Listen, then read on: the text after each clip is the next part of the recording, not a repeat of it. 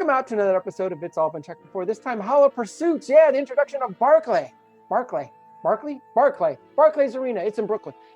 Hollow Pursuits here on It's All Been Checked Before. Not a Hollow Pursuit. Follow us on Facebook. We got a Facebook page out there. It's All Been Checked Before. Yeah, it's same as the podcast name. Check us out there. Talk to us. Engage us. Tell us what we're doing wrong. Hopefully, some things we're doing right. Because we're getting beat up on Reddit. Come join us on Facebook on the It's All Been Checked Before page. And come join us here for the rest of this episode, Hollow Pursuits on It's All Been Checked Before. Welcome out to another episode of It's All Been Checked Before. Your regular hosts are here. This is Steven. And Keith. Jimmy-Jerome. And we are here to talk the episode Hollow Pursuits, which unfortunately is spelled Hollow, whereas it should have obviously been spelled Hollo. Yes. They still had me. My first note is they had me at the title. I was just, I don't care. It would have been that much better, but I already love the episode because of that. With the holodeck pun. Yeah. First impressions, what do you think? You guys know how I feel about holodeck episodes. You love them. Almost as much as you love godlike beings. I usually get angry about it. Overall, enjoyed this one. I don't know that this is another one. I don't know that I loved it, but there was a lot I liked about it. Along those lines, I would expect that this is how a holodeck should be used, I think, in an episode. To tip the hand a little bit, it's just I was starting to suspect it was going to be the problem.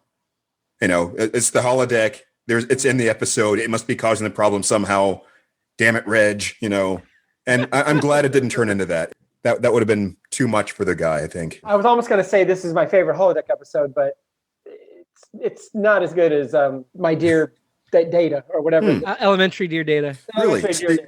That's kind of my point, though. It wasn't something that centered around it in that way to the point where it's almost unrealistic. This is just what it's probably meant to be used for to an extent, Is this even a holodeck episode? Because it wasn't primarily set in the holodeck, but it explored something about the holodeck. Yeah.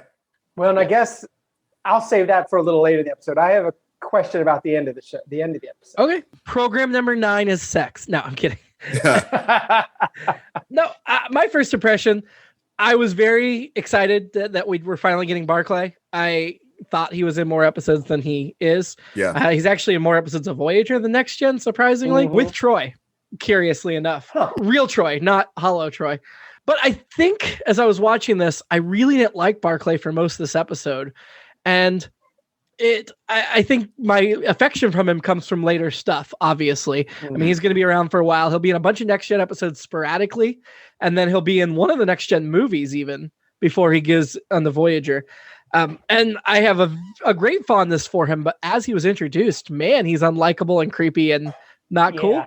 And I think that bothered me enough that the episode was kind of like, I don't know if they should have let him off the hook so easily. I'm going to say that I probably relate to the character quite a bit. There's just something about,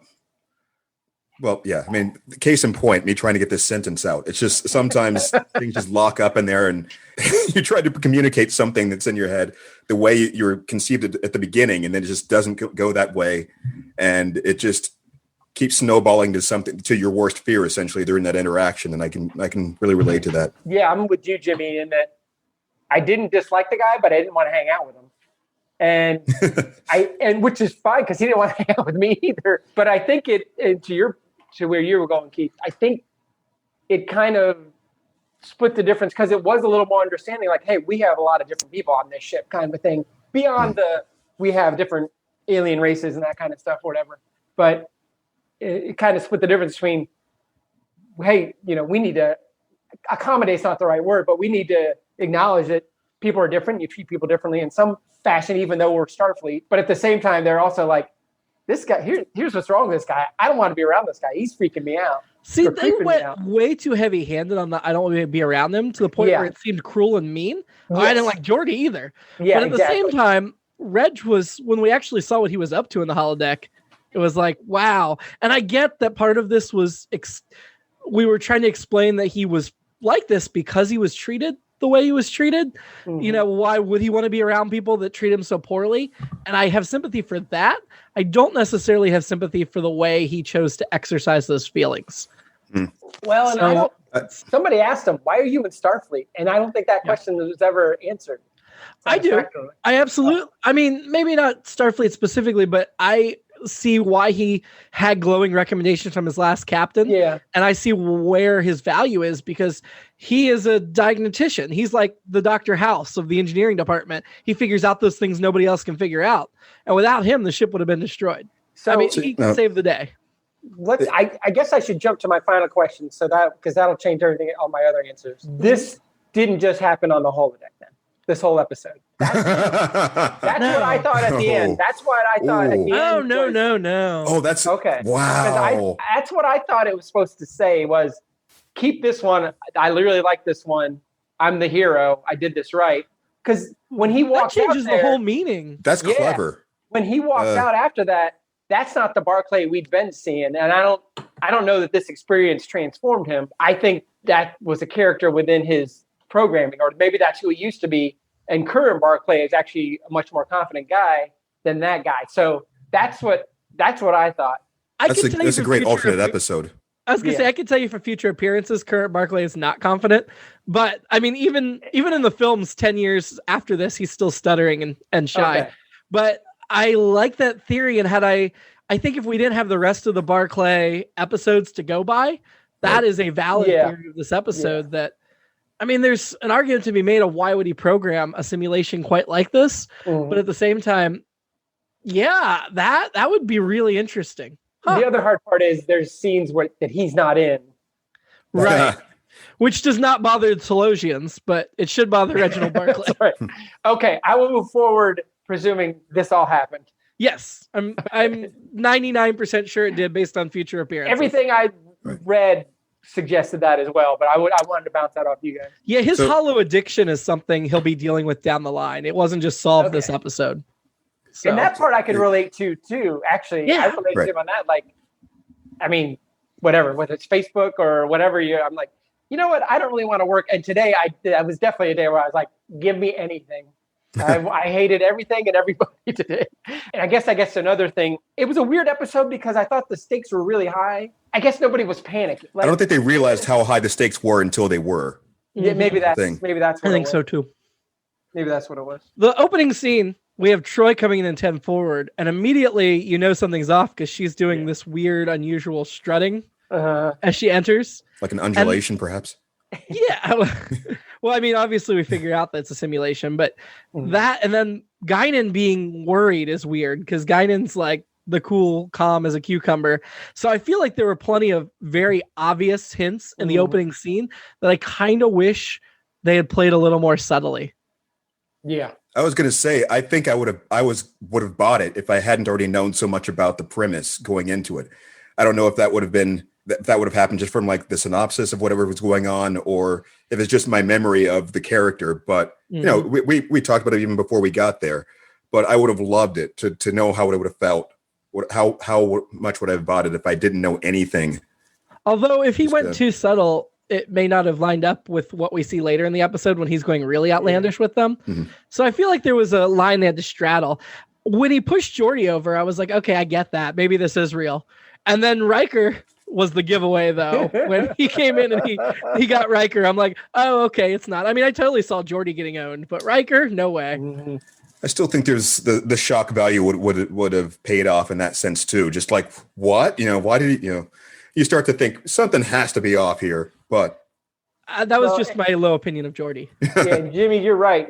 I was immediately like, let's get into fashion right away. I'm like, all right, hello, Deanna, and she looked great the whole episode. And then the whole the Three Musketeers thing, Crusher's outfit was fantastic, and her hair and everything. So, the swing wins the day for me. This is something I don't even usually comment on, but I even had to make a note. It seemed like Marina Sirtis looked better than usual, like the entire episode. I don't know what it was, just something. Did you like her Greek goddess appearance? It could have come right out of Who Mourns for Adonis or something. Yeah. And I really enjoyed Geordi, Picard, and Riker, the holodeck versions, the Three Musketeer version. There was some good, fun costumes going on. I thought that was when they really got into it. Then short Riker. Oh, it was so fun. I thought it was so fun. I thought that was a blast. Yeah. So Wesley calls him broccoli, and they're all like, "Oh, that's so fitting. That so makes sense." And I'm like, "No, it doesn't. I don't get it. I never got the nickname. I thought it was dumb. I thought it was a stretch, and they were trying too hard." Yeah. Well, and this is why, spoiler alert, Wesley's going to have a higher score than usual for me. This is part of Agreed. it. Agreed. He calls that a joke. I'm like, where's the joke? What? Yeah. Well, I think they almost, it felt to me, there's a scene later in the episode, and we'll come back, but I'm skipping ahead briefly, where Picard slips up and calls him broccoli, and Data's like, oh, it's so common to invert these sounds or whatever. Right. And that to me was Seth Meyers' late night show when he tells a really bad joke and then makes the writer come out and explain it. I'm like, so the writer's just trying to justify their terrible joke of broccoli here. Yeah. Using Data. It didn't work. I loved that scene so much. But it didn't work. To jump ahead. The name itself didn't work. Okay, fine, yes. But I'm saying the scene, the way they played it, it was a bad joke, but just the way they read the lines, it worked so well with all the reactions, the Data like cutting off mid-sentence, just being self-aware, suddenly like, I'm going to go down here now and just kind of work on this thing. It was just perfect, the exit from it. And I just love Picard early on saying, hey, how about we don't do this anymore? Yeah. And then, of course, obviously he does an accent. And I couldn't figure out if it was Barclay or Barclay. It's I'm saying Barclay. I guess you can say it either way. But yes. Like the Barclay Center. But I thought it was more like Charles Barkley. Right. To be the apologist here and make the stretch or the leap, you could say that broccoli are a vegetable that people avoid. They don't like them. They're not fun to be around. They're not fun to have on a plate. So I love broccoli, so I don't. So do I. I mean, but it's just that's. I don't. So I went there too. Whether either he's a vegetable or he's something people don't like. But it's a long way for a short drink of water. It's in Data's explanation. It's like, well, usually that's a term of endearment. It's like, well, yeah, and obviously it isn't. But that was a really good scene where they're talking about that and Data shuts them down. I think that they cover several important things here in this episode. That it was a good opportunity to show different types of people in the crew. It wasn't just like a faceless person who is just super serious and qualified at their job. And they just kind of blend into the background and do something. Here's an order, go do it. They do it. This is the idea that they do have to make some kind of effort sometimes. Just even though the joke itself was bad, the broccoli thing, it was a good way to just sort of demonstrate how, that's the way people are behind other people's backs in that kind of sense. What seems like good-natured ribbing to them can kind of spiral out of hand in that person's absence. And it was good to have Data there to kind of splash some water on them and go, this doesn't seem like a very nice thing to do. Who are you guys? That kind of thing. Yeah. Who are you guys? And I will say, if this had been an original series character, this would have been his only episode. And I'm gratified that they actually developed this character and he has 12 appearances across Trek. So we get to know him. I think it would lose a lot of what Keith's talking about, the importance of showing that varying personality if he was a one and done character. Going way back 20 weeks to the first episode of this season, Evolution, started with Wesley's late to the bridge 80s kind of thing. And I said then, I was like, it would have been cool to do that whole episode with Wesley. And this episode, we're with Barclay quite a bit. I mean, we have a couple of those breakaways, but we're with him quite a bit. As much as, he's not a guy I want to hang out with, I thought that approach was kind of cool to see a minor character. And like you said, Jimmy, it's not a character we see and then we never see again. Like Ensign Gomez, rest in peace. She did a couple episodes, but yeah. Steven said that thing again about not the type of person you want to hang out with. That is the other thing that I relating to, and I appreciate what they were showing is the different aspects. He gets nervous and shy in certain situations, but when he's in that environment where he feels comfortable, you can see these other sides of that person. Yeah. There are I don't know how many people I've met that only see a certain aspect of me, either bumbling through something or I don't feel like talking or any number of other things. And you can't get past it. They're left with that impression of you. There's nothing you can do to change it.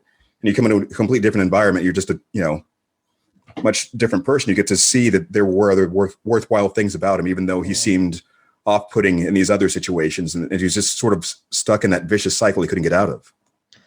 Okay, Keith, fine. I'll hang out with you outside of this podcast. I'm obviously kidding. I've hung out with Keith a few times. We'll stop doing it over Zoom. We'll stop doing these over Zoom. I can't wait to stop doing it over Zoom and see you guys in person again. I really can't. Too. I do want to talk about Steven said that we spent a lot of time with Barclay, and I think it takes a good actor to handle running an episode like this. I mean, the main cast all have experience, so they, on the show, But this was somebody they brought in from the outside, completely new for us, and to hand them a whole episode. And Dwight Schultz is who played Barclay. He's probably best known. It says he's best known for Star Trek First Contact, the movie on IMDb, but he was probably best known at this point for the A-Team because he was one of the stars of the A-Team as Howling Mad Murdoch. Mm-hmm. What? Yeah. Yeah, with Mr. T back in the... No. Yes. My God. I know the name sounded familiar, but it was like, that just doesn't even... Let me say, I pity the fool who doesn't recognize Mad Dog Schultz. That's incredible. That's wow. I never would have even. Yeah. So connection.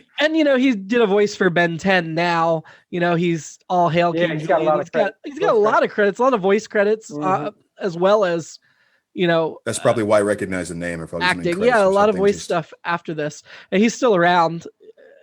I think it takes a special character, like I said, and a lot of the Voyager episodes he's in are mainly him as well. And so I think you have to get a really, really talented actor. And while he may be just a character actor that not everybody knows, not a household name, I think they really locked in that he was good enough and he was somebody that could handle the role that not everybody could. Yep. Dwight Schultz did fantastic, in my opinion. Yeah. So he gets called to duty because he's late, which... That's the other thing I can't stand. Like the excuse of, well, if they don't like you, of course if you treat him like you don't like him, of course he's late. I'm like, no, that's never mind. But he goes into the cargo bay and the first thing he does is hide behind the shipping containers. And it's like, what is the point of that? Is he going to say, oh, I was back here tying my shoe for the last 20 minutes? It makes no sense. He didn't want to be the focus of attention at that point, but still, yes. It seemed a little outlandish. It obviously didn't work. It wouldn't have worked. There was no way it would have worked. And he's smarter than that. Geordi just lays into him so rough at the beginning, though, that I was immediately on his side until he revealed his full creepiness. There was a lot of quite the team working on that anti-gravity thing. Yeah, in whatever storage area that was. I'm like, okay, shouldn't you guys be working on the warp drive stuff or something else? They got enough engineers. Yeah, you're right. So it was Geordi, it was O'Brien, and it was our other guest star, Lieutenant Duffy, played by Charlie Lang. He's best known for Fire. He's got 43 credits. It says Fire in the Sky and Battle for Tiara. He did a bunch of episodes of Dark Skies.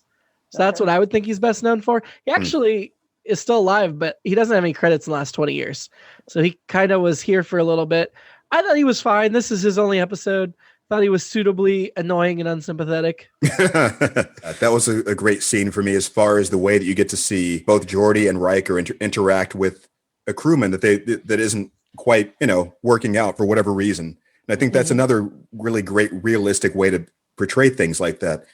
We get to see them every week, in their around their core group of people when they have that rapport already. You don't really get to see them disappointed with other people, and how just it played very much like a corporate environment that somebody gets into.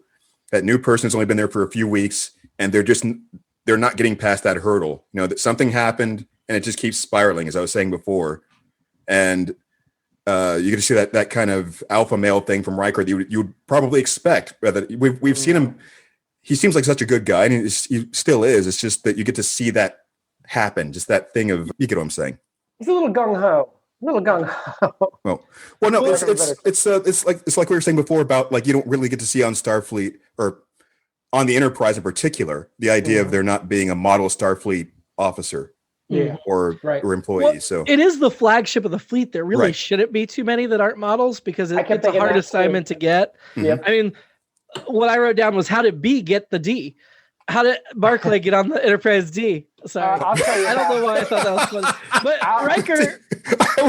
Wait, I'll tell you how the B got on the D.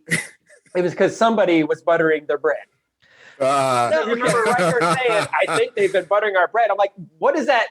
I understand getting buttered up, but buttering our bread, I've never heard. Oh, it's the way they can say it without cussing. Because somebody's been S-storming us. I'm not going to cuss here. Right. You can't put that on network television. So when Riker first brought that up, that the captain was probably just highly recommending him to get rid of him, I kind of bought it a little bit. And then I was thinking, but no, I don't think they get him on the flagship in that way. even with the history of seclusive tendencies they talk about, it's the diagnostic expert that we finally get to see that I'm like, no, this guy really is a genius. And that's why he's on this ship. I think those recommendations were legit. He just has had a rough time settling into a new environment, as you guys have both talked about. I'd never heard the term seclusive tendencies. Is it necessarily bad that he's like... Did they say seclusive and not reclusive? They said seclusive, which felt very 1984 of you better go out there and be social. I really thought it was reclusive. Keith, you might remember them from the 80s. The punk band, Seclusive Tendencies. I was wondering where you were going with that. All their shows were secret. So they committed. Actually, all I can think of was suicidal tendencies, but seclusive tendencies sound. I think that was a bad thing. And I guess that's kind of the whole thing is like, because I wrote later, like, is this an episode about his addiction or his being an introvert? It's a little of both, I guess. Both. Which I think is good. But I think we would have encountered our main cast would have encountered other introverts in the past and been more accepting right off the bat. Yeah. This is where the script got heavy-handed and too ridiculous for me. I mean, I don't think they would have come down so hard. I mean, Picard having to tell Geordi to try harder, get to know him, be his best friend, which was just a ridiculous way to put it. I feel like Geordi's an engineer. He's clearly worked with some socially awkward people before Reg. He can't pretend that Reg is the only socially awkward person he's been around. Out of college, my first job was with 21 engineers. So, yeah. I can and were they all social butterflies? No. I was exactly my point. There were 25 of us in one of those meetings, Myers-Briggs or whatever it is. And me and two other people were extroverts. Everyone else was an introvert. I mean, Geordi... And isn't Picard kind of an introvert? I mean, he is, and Geordi, they mentioned this in a throwaway line later in the episode, but he was in the holodeck hanging out with Leah Brahms and being seclusive too. Yeah. So this is where, funny. I like the way the guy didn't put that throwaway of Geordi saying, "But I knew when to stop." I'm like, no, dude, you crossed the line too. So save your judgment. Yes, he did. I mean, I could kind of understand Geordi hating the parts of Reg that he hates within himself. Sure. And making that a legitimate explanation for his reaction to Reg, if all the other crewmen weren't like ganging up on him, if Duffy and Wesley and them weren't ganging up on Reg as well. That's where it just felt they weren't true to their characters to serve the story. The writer didn't flesh it out as well as it should have been fleshed out. I'm not sure I entirely agree, but I think you make a great point about that. I think they probably did stretch it a bit too much, and from what. And along those lines, it was sort of like in retrospect, more like an after-school special sort of thing. However, I did note at some point that I thought it felt like they were a little bit ahead of their time as far as how, if you think about the way it is today and how many posts social media things we have over the last few years about trying to understand anxiety and people with it and so on. Yep. This felt like a much better attempt at somewhat accurate attempt at displaying what that's like or demonstrating it. So. I mean, the scene that really hit home for me was the one where Barclay is trying to tell them something in engineering and everybody's jumping in and interrupting him. And that felt authentic to me. Yep. And maybe you're right. Maybe we are viewing it, or I won't speak for anybody else, but maybe I am viewing it with the 2020 lens of acceptance and taking for granted that we've come a long way since 1990. I don't know. And I think some of it's story expediency, like we need to demonstrate this. I mean, I think in lots of groups, there's that person who's like, oh, this is the guy whose balls are going to bust. Sometimes one person becomes the lightning rod, but even I guess in this group, it's not a social group. It's more of a work group. And it's like, it's easy to pick on that guy. And I think now we're more aware of that. I think, we are, I don't know if everybody, and I'm not saying we're the great enlightened. I'm sure I know I've been involved in a situation where it's like, we're casting one person out, or this is our scapegoat or punching bag or whatever. And I thought, and that's the other place where Wesley also got a couple more points, or another point for being a jerk, was during that meeting where he just steps right in. It's like, you should understand, kid, that you were the punching bag to some extent because your age. But I noted that I've been both Reg and Wesley in that situation. Sometimes I can't help it. I see a solution. It's like, bam, hey, did you do this? And it's just like can't pull it back, but it's just already there, and it's just. And I thought he kind of bought that point back when it took him a while to figure it out. It took a little explanation, but he did acknowledge, I just made that worse, didn't I? I did this thing, when later on in that he does. meeting, He does acknowledge it. Yeah. One other thing, while we're talking about him being late in the holodeck or whatever, it's essentially Walter Mitty. They were making him Walter Mitty, right? Because he's like, I'd rather go daydream, which his holodeck was kind of a daydream kind of a thing, than do my work or whatever. And to be honest, I don't know if I've ever read all of Walter Mitty. I don't remember. I definitely didn't see the Ben Stiller movie. But I saw that, and I think Walter Mitty was like just a pretty short story, actually. Yeah. Okay. Then maybe I did read the whole thing. It just wasn't very, and they fleshed it out, and they I think glorified that character after the fact. I think that's because the writer, he had other things he'd rather do than write about Walter Mitty, so he just decided it's a short story. He didn't want to spend the time to make it. He had seclusive tendencies. While we're talking about writers. Seclusive. I'll mention this episode was written by Sally Caves. She only has 2 IMDb credits. She wrote this episode and has a story by credit for one of the first episodes of Deep Space Nine. Not one of the good ones, as far as I remember. But I saw that name. Too busy daydreaming. I thought it was a made-up name, maybe. I think this episode was better than the Deep Space Nine episode she wrote. What you think? You think she's using a pseudonym? It just seemed like a weird name, but it was directed by Cliff Bowles, who's one of our regular directors, so it's not the directing fault. Oh, I looked up Sally Caves. It's the pen name of Sarah Higley, a science fiction writer and professor of English at the University of Rochester. There you go, professor of English. That explains it. It said she's best known. Her Wikipedia entry says she's best known for creating the character of Reginald Barclay. Oh, wow. She is the creator of Tianat, a notable constructed language. Tianat has its own Wikipedia page. So knowing what we see there about her makes me think she was Barclay might have had some similarities to her real life. Interesting. I knew that wasn't a real name. No, but she wasn't using a fake name to hide her identity. Right. Yeah. Like I am. Woosley, come on, who's going to buy that? One day we may reveal who Stephen Woosley actually is. His real name is Mark Woosley. No, the greatest Gen guys are the Star Trek fans that are embarrassed to have a Star Trek podcast. We're not embarrassed. We own it. That's right.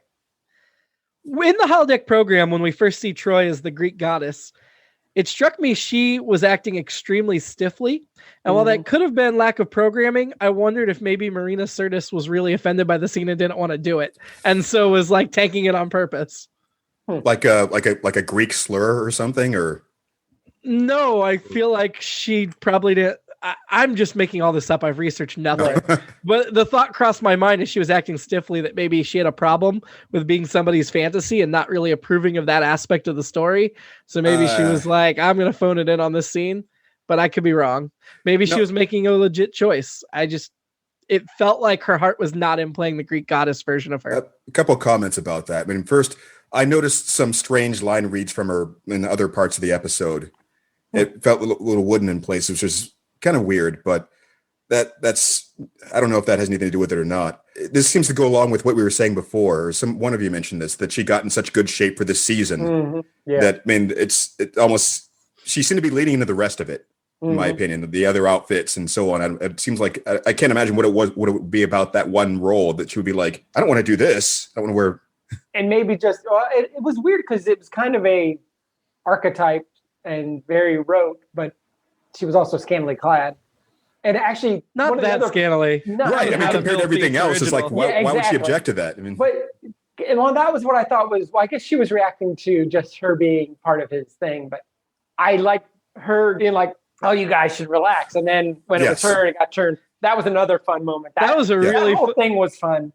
It was a really fun moment, but again, it was one that they telegraphed.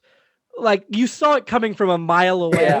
And so it was really heavy-handed and clunky, but it was still fun when that turn happened. Yeah, it was like textbook comedy, but it was well done. Again, I would say it was well done. No, I mean well executed by the actors. I would not say that either. Really? It was typical. You know, we've had 2 episodes with 2 Picards, and then finally we get 2 Troys in the last 4 seconds. Make your own jokes from that you will. But still, I didn't understand. Come on. But I thought that whole sequence there when they went in there was a lot of fun. That whole part was fun. But all of us who work in the professional world or whatever, no, there's no right to privacy of our work email or whatever. So going from there, clearly he has no right to privacy really within the holodeck. But why don't they just stop the program? I don't mean erase. Just stop it before they go in. I didn't pause, or something. Yeah, because there should be like an auto. All right, so that's oh my god, that's a great point. On all counts there. Yeah, not even out of regulation. I think just out of a decency thing. Like even if the guy's late, like we don't need to know what you're doing there. We just know you're in the holodeck because we know what Riker gets up to in there. With Minuet they aren't and all that kind of nonsense. His programs are not that tame. I wrote that down. No, yeah. Okay, no, wait a minute. So this is a great point to explore here. Mm-hmm. I think it said something to the extent of like, why isn't there like a do not disturb feature on one of these, or they should have it like just a knock first kind of hello. We know there are no locks on the Enterprise. Right. So right. but yes, the work email thing is a great point. So let's start. One question I had to, I guess, to start it off. Do you know how many holodecks there are, and what the scheduling thing would be for that? I mean, it's just they said this is holodeck 2, but it hadn't really occurred to me that there would be that many of them. And I mean, I know there's multiple, but wouldn't it be? I mean, not that out of the ordinary for people to be using it for like sexual purposes in real life. 16 holodecks. So I mean, on the Enterprise D, 16. For 1,000 people, 1,012. Okay, yeah, that makes more sense. That you wouldn't just have one that everyone's locking up for dear data like every month or so. Right. But I mean, they're all using it for masturbation. Definitely, that's what. Right. Porn follows any technology. Right. I mean, and realistically, real life, that's probably what's going to be happening. That's how the holodeck got made. I mean, the first holodeck was strictly for porn. Shouldn't there be some sort of like an auto pause or something that would have to? I don't know. But I agree with the taboo that you shouldn't be programming your crewmates into it. Yeah. I mean, I think we're about to find out now that deep fakes are becoming a thing, how much people respect their friends. And although I will say that came in handy for the AppGuard episode. Was that all holodeck stuff? Which actually, that was also a holodeck episode I liked a lot. So I'm walking all this back. But yeah, that one, I guess it came in handy. But I think, yeah, again, I guess I think that's more of a point of decency than even regulation. It's like, you know what, maybe don't, you know what, maybe put a knockoff of Troy in there instead of Troy. Yeah, somebody that just looks vaguely like her. Yeah. Or change her, something, yeah. Okay, all right. So I think the difference here with Riker walking in on Barclay here, I want to comment though, is even though Riker's programs are a lot less tame, Riker doesn't put his friends in the program, and he probably has no shame and doesn't care who walks in on it. Walk in at your own risk. Oh yeah, he's one of those. Hey, you want to join the party? Yeah, definitely. Again, back to this subject of not cloning real people or simulating real people in there. The whole point is it only really does harm if that real person becomes aware that they're being simulated, and so they can all be avoided by keeping those things confidential. Now, see that I think I have to disagree with you there. I think even if they never find out, that's morally wrong. I mean, if there's somebody that you know, like a friend of yours, and you have a crush on them, and you make deep fake porn with their face on it, it's only wrong if they find out about it. I can't imagine that would be accepted by most people. What's the moral quandary there? I mean, the moral aspect is if it harms them in some way. Why would it harm them if no one else is aware that has happened? I mean, so if it's just to play Three Musketeers with them, I don't see a moral quandary there. If you're going to have sex with the program, I see a very big moral quandary there. I mean, and I think that goes back to how would Troy feel if she found out about it, which she did.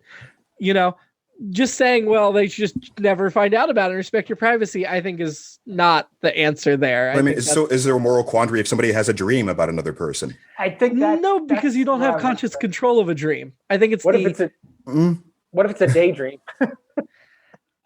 Yes, or I think that's more of a gray area. Even if you're fantasizing in your head while you're awake about that, why is that? Why is that different? You raise an excellent point, Keith, because as judgmental as I am being about creating an actual program, I have certainly fantasized in my head about people I know. I think that's the distinction here is Yeah, It's just, what is it's just, that? it's just technology at that point. That's what's making you uncomfortable. The idea that it's that realistic, but I guess there's fanfic, there's fan pictures, and all Right. kinds of things that people do that. Ooh, How hard is Keith, it you're to- making me rethink a held position I have. how hard is it to program the holodeck?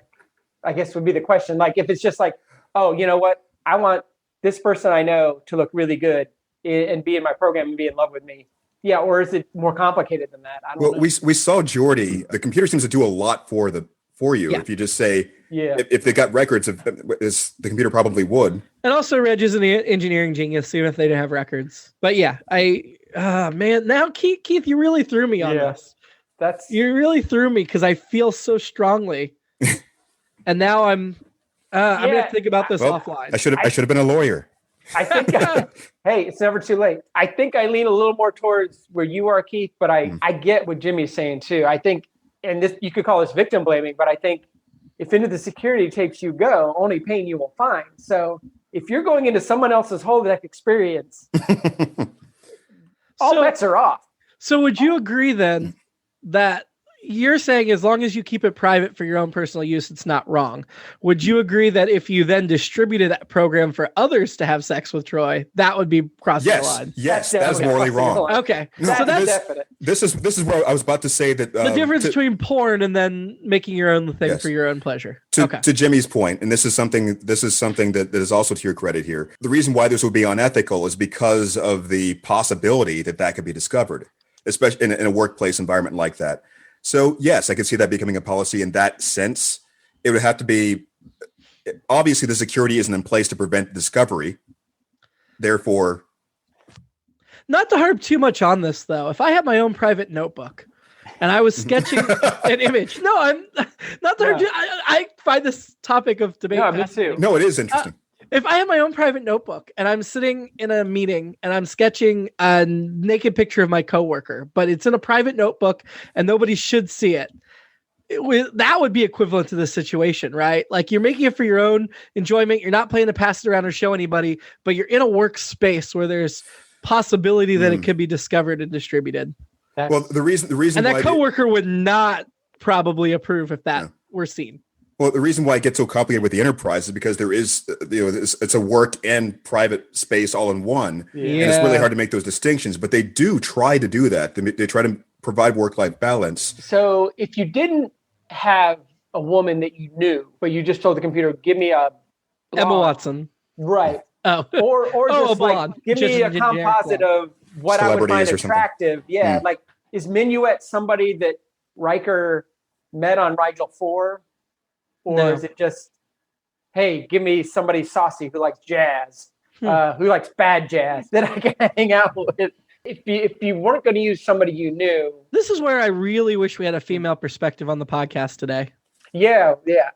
Yep. You're right. I mean, any women listening to this podcast that would like to be a part, please write Jim@IABDpresents.com. We'd love to get more female voices on this show. Yes, please. So we kind of covered the Geordie talking to Wes and the data lecturing him. That scene was one of my favorites in the episode. I thought it was justified. And yeah, you're the boss, Geordie. You can't gossip with the crew. You need to step up and be a leader and set order in your department. Mm-hmm.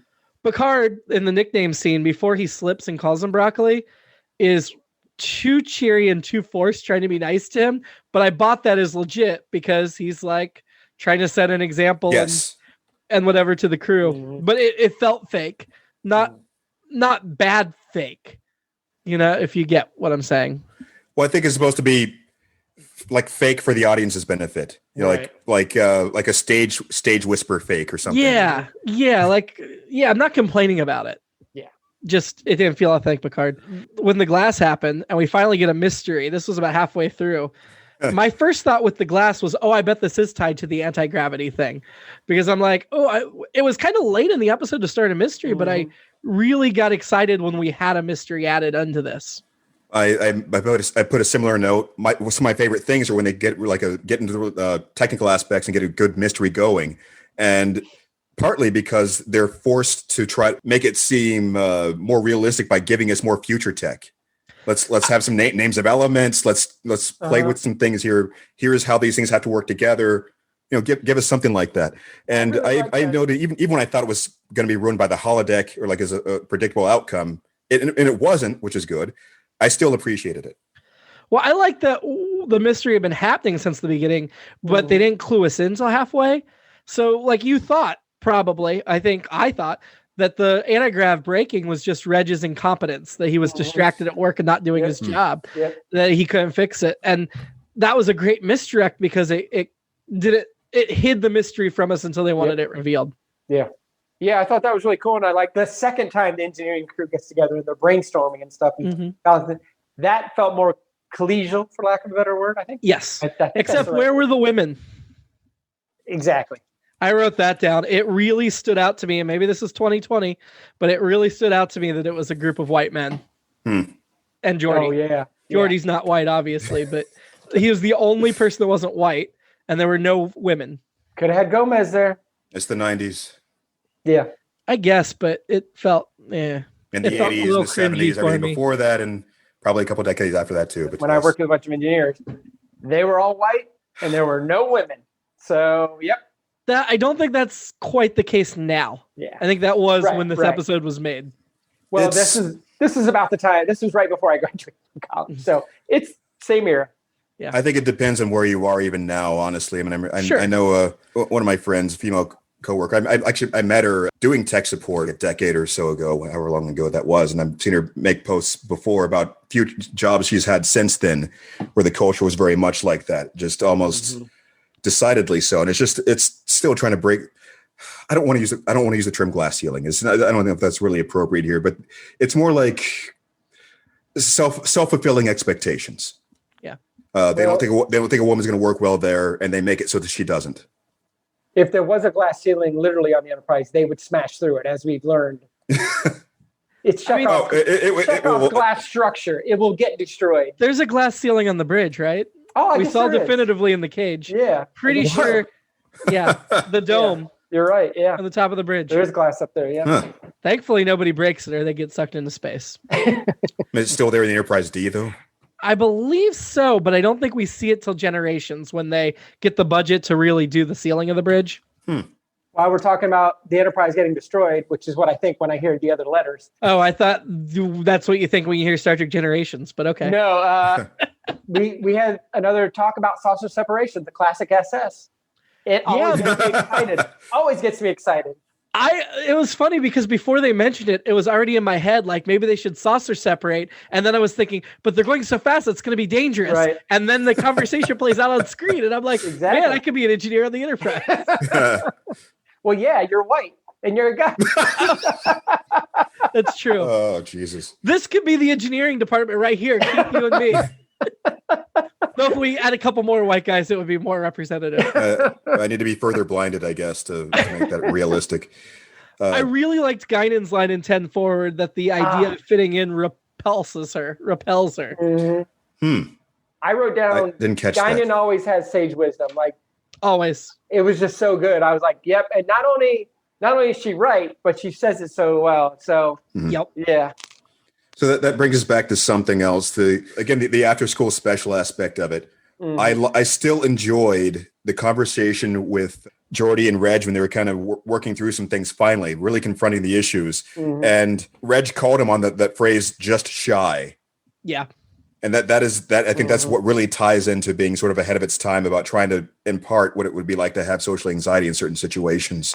I think Barclay was being awfully forthcoming in that scene for being as shy and antisocial as he is. I think he was cornered. I think he was cornered properly at that point. And it's just, I think that there was a moment of intimacy that kind of put him at a different level with each other. The second Geordi started treating him a little better, he changed a lot. Right. I mean, I think that's not unrealistic. Honestly, I don't think that was. But I see your point, Keith, and I thought that as well. That he's feeling like he's got some trust with this guy.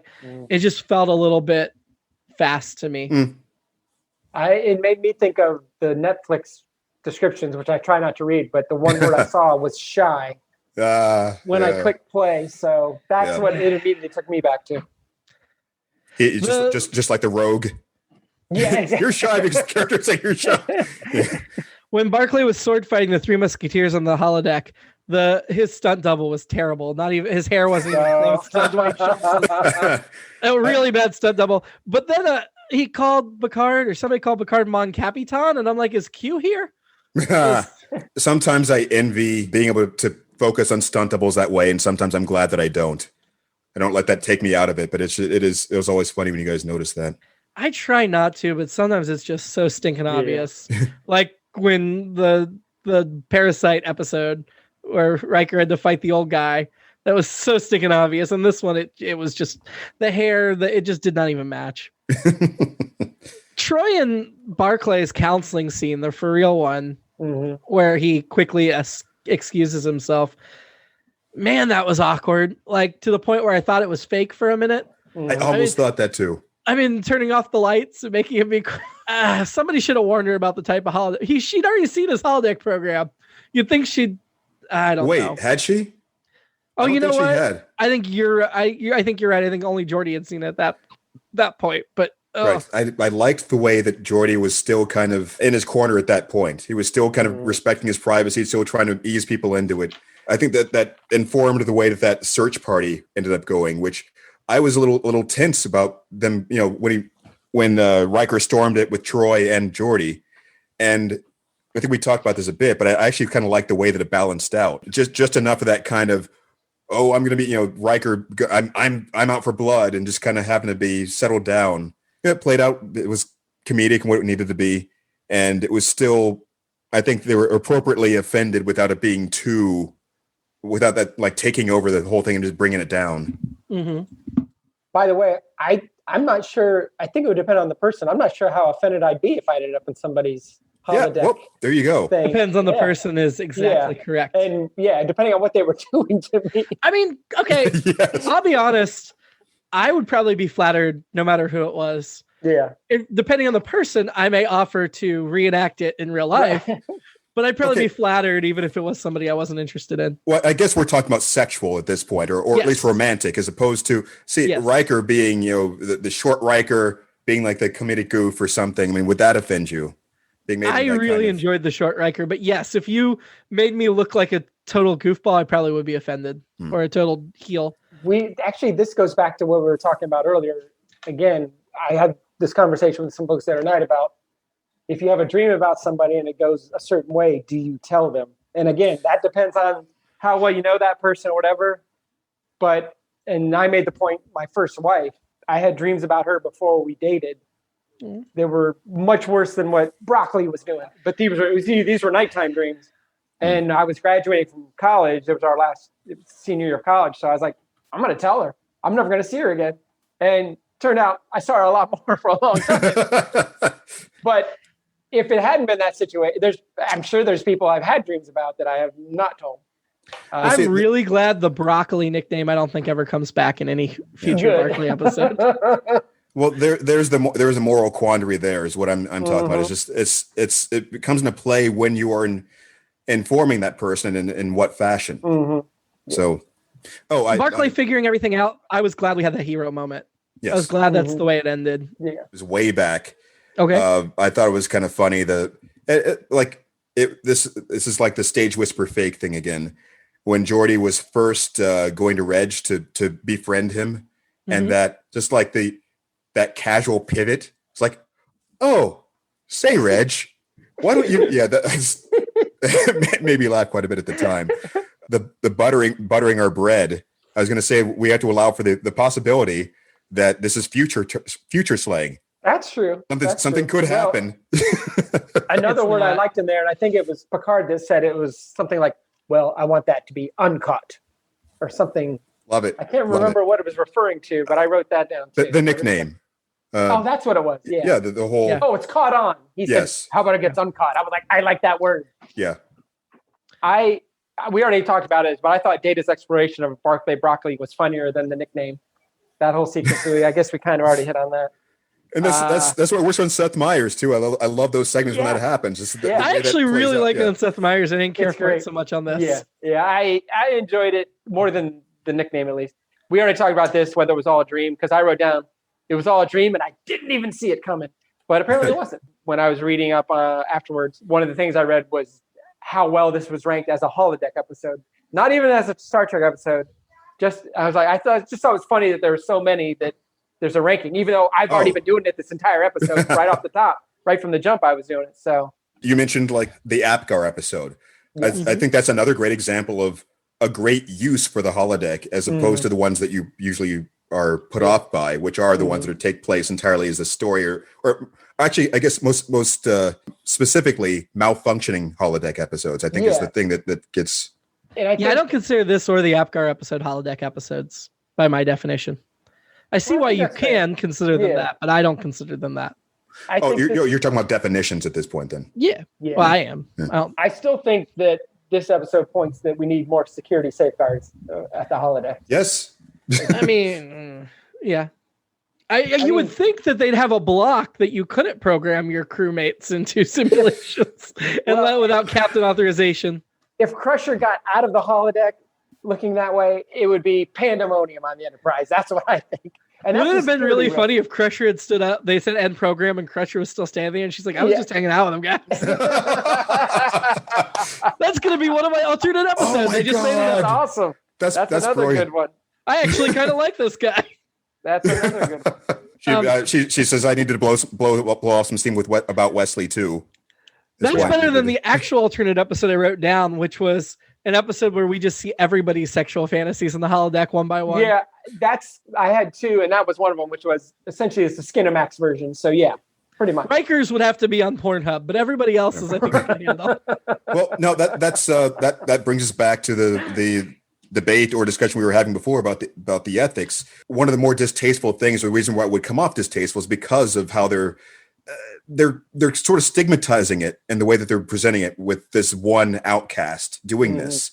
If they had in a backdrop of other people doing something similar and revealing what realistically is probably what happens on the ship with most other people. And I think it's just the issue should have really been his escapism or getting too carried away and maybe showing up late or neglecting other duties or doing that instead of socializing. Yes. I can't wait for the episode of the Orville where Captain Mercer and his wife get back together and then we find out he's been in the holodeck the whole time. Yeah. And I guess another alternate episode that just came to me would be along the lines we've been talking about is you went to the shore leave planet before they figured out how to, but if you did the first shore leave episode, it's just people thinking about, if it's Kirk thinking about Eve and just like, this is happening.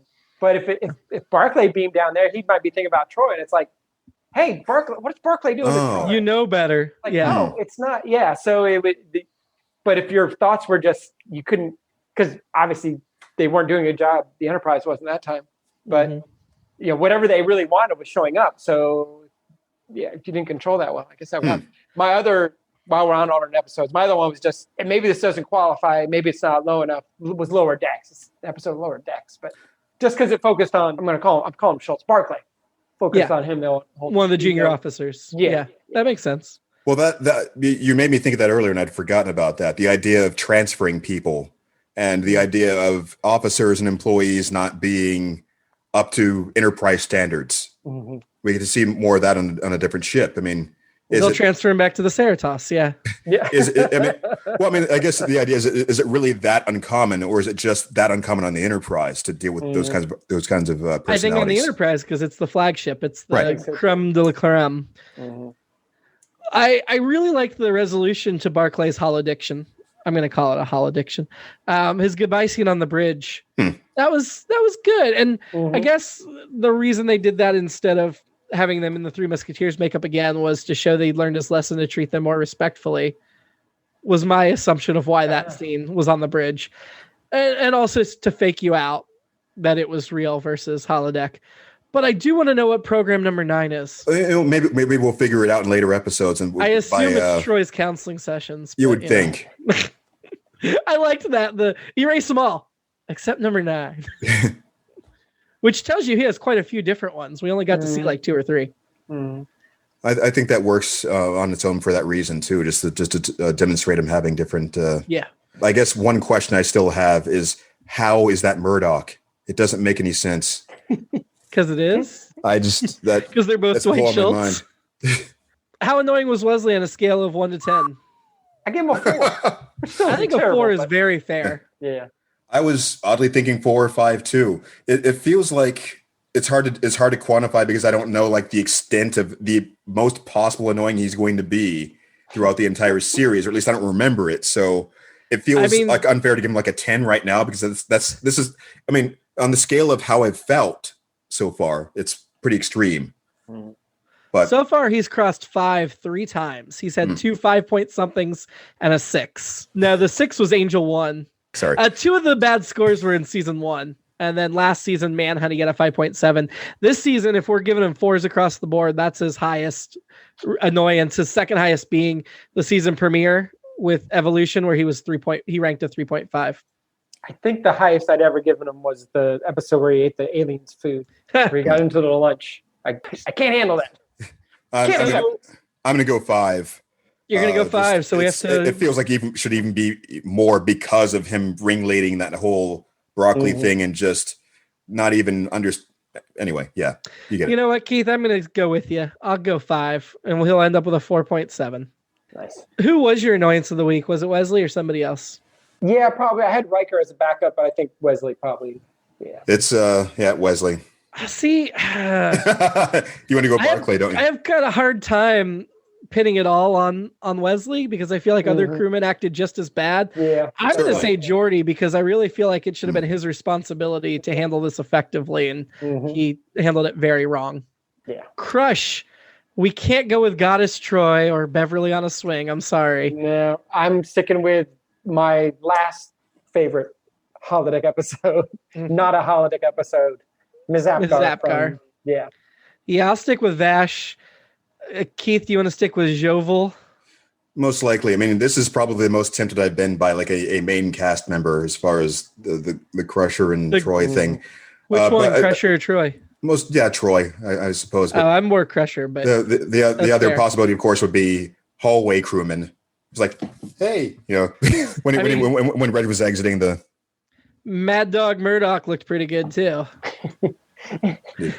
I thought he actually did look like an attractive man in this episode, but no, I wasn't. No, it's just something about the hairstyle and everything, like the flip thing just threw me off completely. Just not even like it's such a simple thing.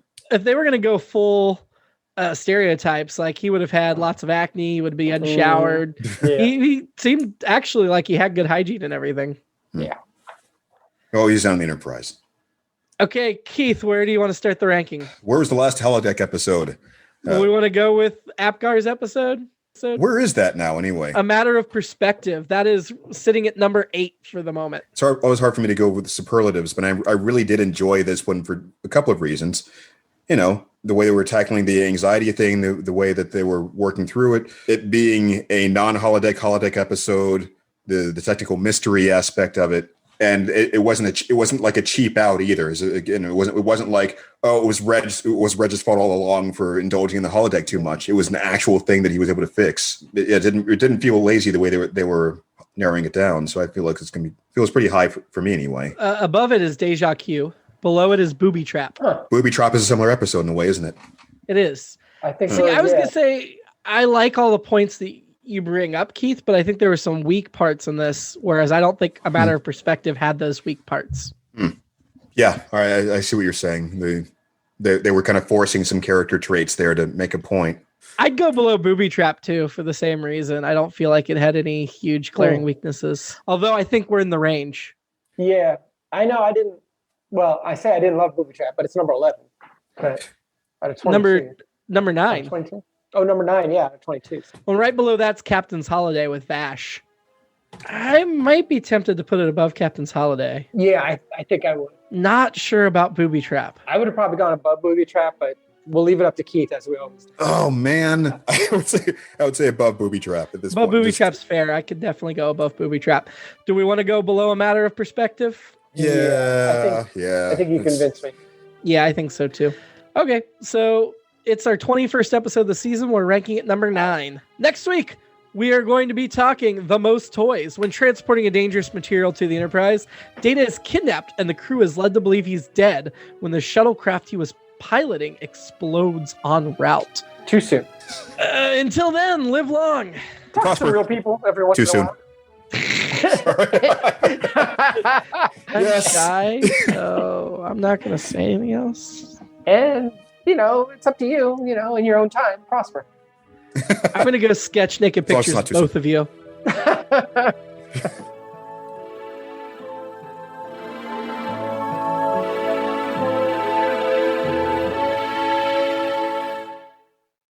It's All Been Done presents. Who's got the time? Welcome out to another episode of It's All Been Shrek'd Before. Your regular hosts are here. This is Steven. The smoke monster. Nobody will get that joke, Keith. Yeah. Let's edit that. Go ahead. Oh. You said Steven. I'm sorry, but nobody's going to understand at all. It will just be a really weird opening.